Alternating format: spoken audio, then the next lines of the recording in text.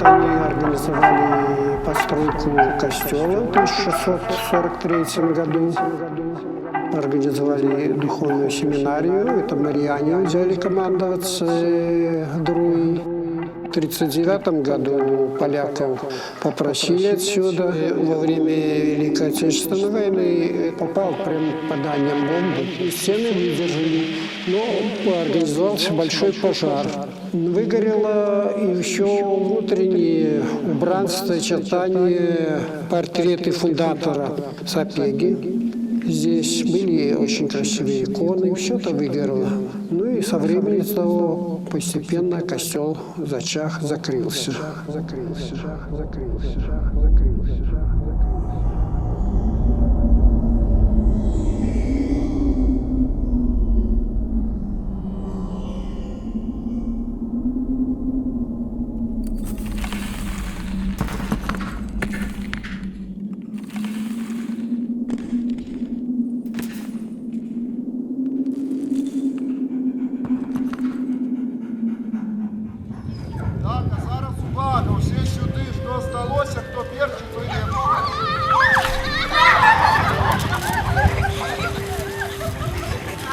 Потом вот в 1990-х годах, когда развалился Советский Союз и послабление для религии, начали восстанавливать костел.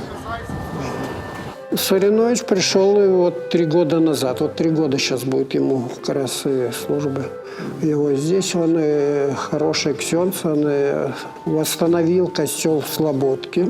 Пришел он сюда, начинает потихоньку восстанавливать. Побелили, но побелка крепко не держится, вот, и надо будет снова белить снаружи. Трошки делается.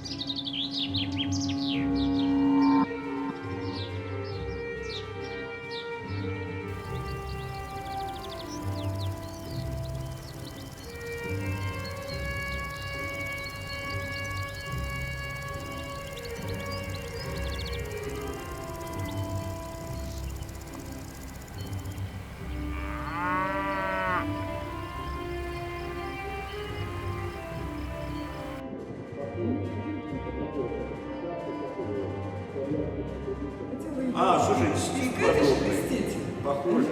Это такой-то шапка, как его, итальянских футуристов 20-х годов. Они ж такі носили кепочки. І друге заўсёды маніла да сябе мастакоў. Можа таму, што калі тут быў буйны горад, тут было на што паглядзець. Іканапісная школа, Наполеон Орда рабіў тут малюнкі, амаль 20 храмаў за ўвесь час існавання. Сёння, як бачыш, Друе звычайная вёсачка, да яшчэ на самай мяжы. Добра, што знаходзяцца людзі, якім неабыякава, якія працуюць, каб захаваць тое, што засталося ад мінулага. А я прыязджаю сюды з Менску. Просто жыву тут у цішы, пішу абраз для касцёла. І я разумею, што мой узнёсак амаль нязначны. Але ж, можа, менавіта такім чынам і адбудоўваецца наша гісторыя.